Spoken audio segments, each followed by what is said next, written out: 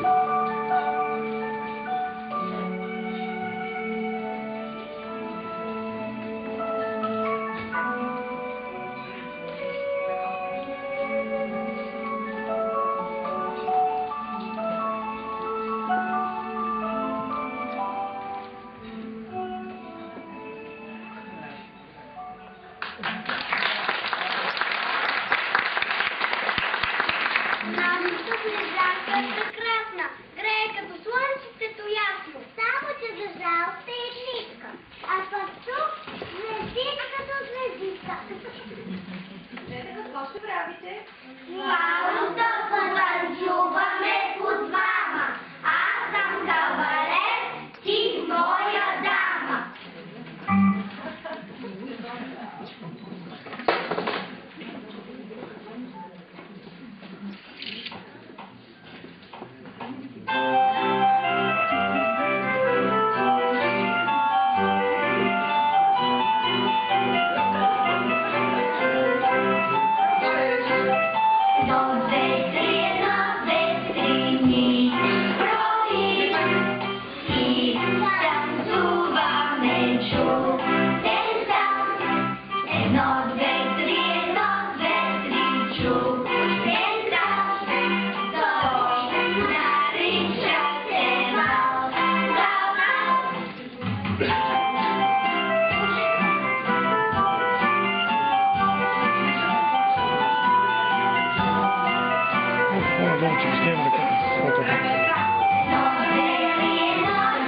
Имам ли ръката за фотоапарат?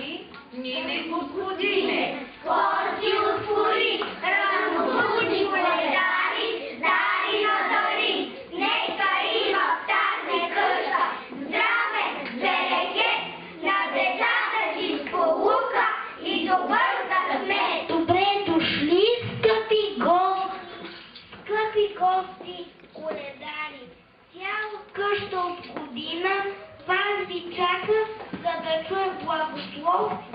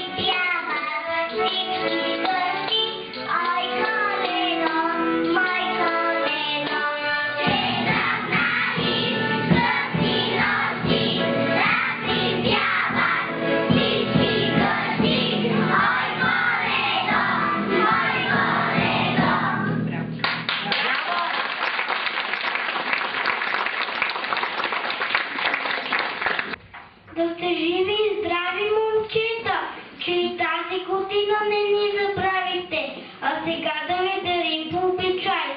Хай не Микол, да викривачі там. Заповядайте, упітайте, за вас Богу не доступайте.